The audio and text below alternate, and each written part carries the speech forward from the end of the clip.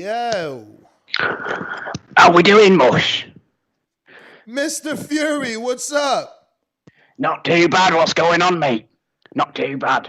Listen, Calling man. here, Sonny Morecambe calling here, but I'm a bit angry, I won't lie to you, but I've decided to call in because your bum does a shithouse of a producer hasn't stopped getting on to me, so I thought I'd call in, set the record straight as I normally do.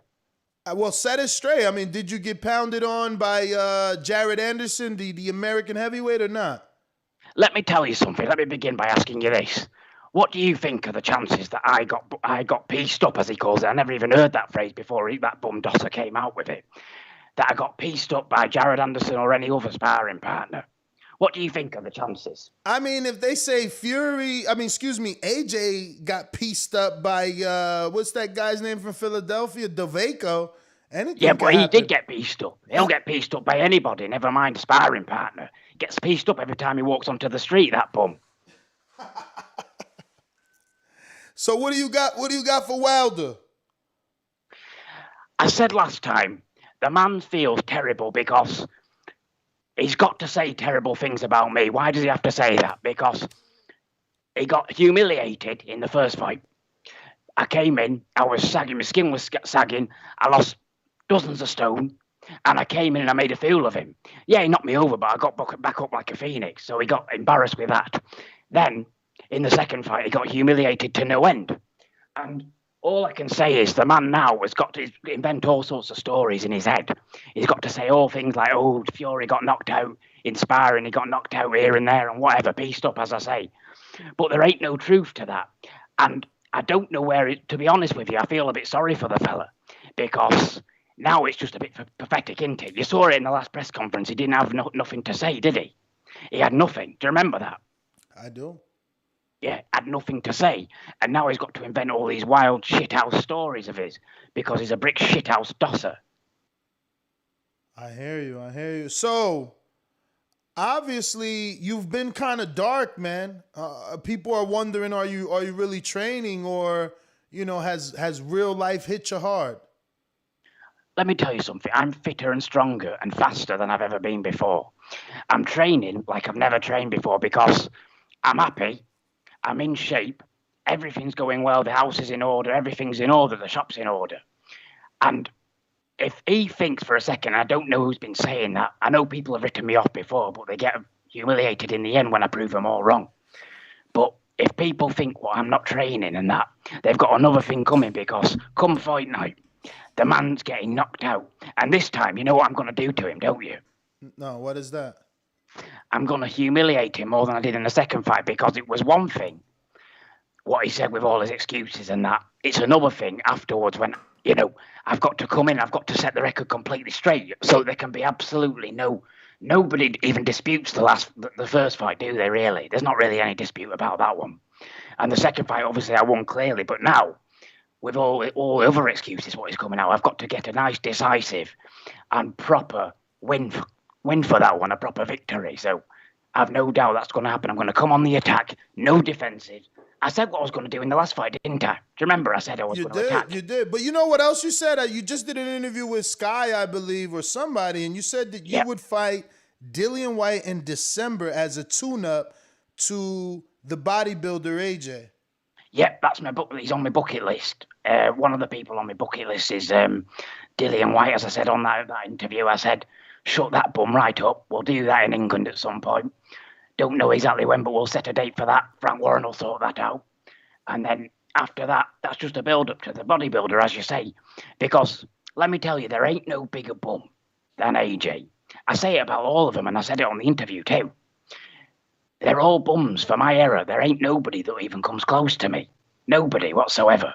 And AJ needs to get that smile. Let me tell you something about AJ, what you might not know, right? I give him credit for everything what he's done and what he's come out of. He's come out of, probably could have gone down quite a negative path. He says it in his interviews, and now he's cleaned himself up. But all that attitude, that nice boy, good boy attitude, do you know what it is? It's a whole load of PR people around him. And he's just a brand. He's just a bitch for Eddie Hearn, a brand, a bodybuilder, a bum shithouse. And he too, just like Deontay, and all the other people, Klitschko and all that thought that they were good as me in my era, I'll be putting him to rest. I'll be putting him straight on his bum. And when they talk about the rematch, they won't even want it because they'll say that it were too decisive. They won't even want it. It's like this fight with Deontay. I've got to sell tickets and all that, but a lot of people aren't really that excited about it because they know it was so decisive in the last one. So that's part of my bucket list with AJ.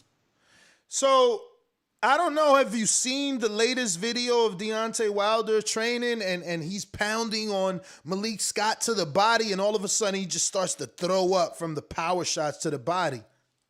Yeah. Have you ever heard of editing? Oh. Do you know what editing means?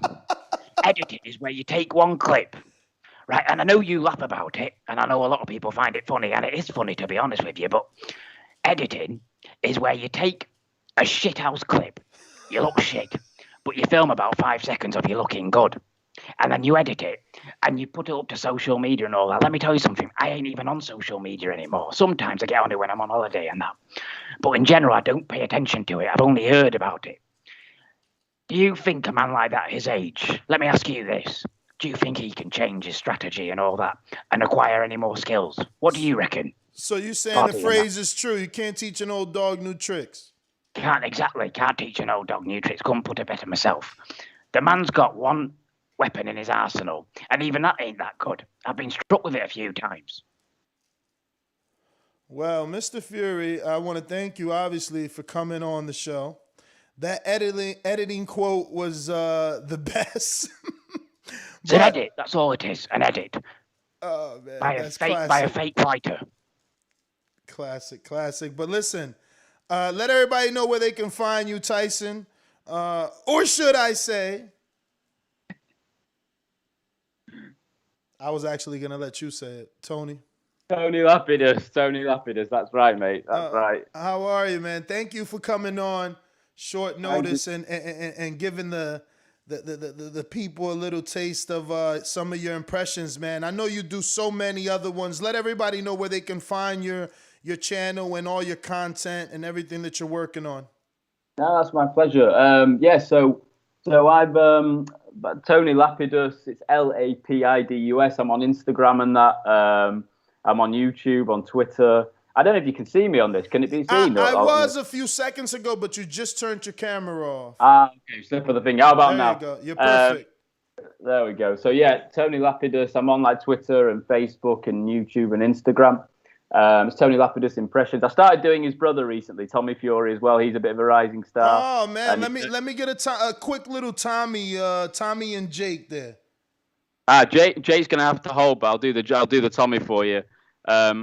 Listen, I know what it's like to be a fighter. I've got the sweet science of boxing, my friend, and I know what it takes. Jake Paul doesn't even want to get into the ring with me because he knows that he's not really a real fighter. And I've grown up with it around my brother, the sweet science, my friend. Don't you worry about that. And of course, I can throw in his dad for you if you want, Tyson's dad. Let's get John. Listen, mate. Listen. The man ain't been born what can take over my son. Nobody can get into the ring with my hard man's son. Because that man were born and raised out of my nutsack, and he's a proper hard man. Ain't nobody will be defeating the Gypsy King, son of John Fury, mate. Don't worry about that. What would you say is your best one, the one that you feel the most comfortable doing? Probably Tyson and John. They're the ones that are really popular. People like them. I've also added a bit recently of David Haye into the mix. People like that.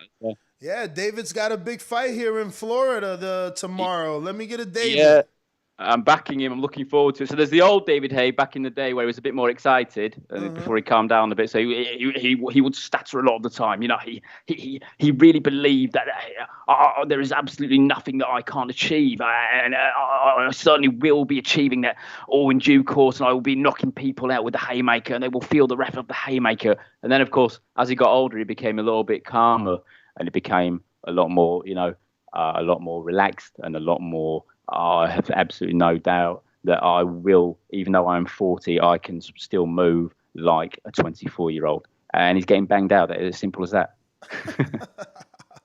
Tony, man, those are fantastic, man. Thank you so much.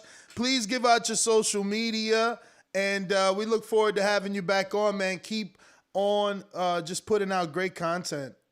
Thanks very much, mate. I appreciate it. It's Tony Lapidus, yeah, on Instagram, YouTube, Twitter, and Facebook.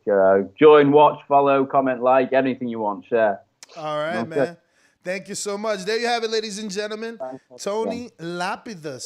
Yo, if you enjoyed the video, feel free to hit the like, subscribe, and share. As always, if you want to support us to the next level, head over to the patreon.com/ThaBoxingVoice. We have tons of exclusive from Border Wars and title, betting shows, the list goes on and on and on.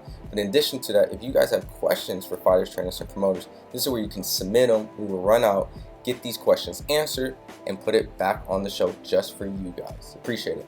Peace.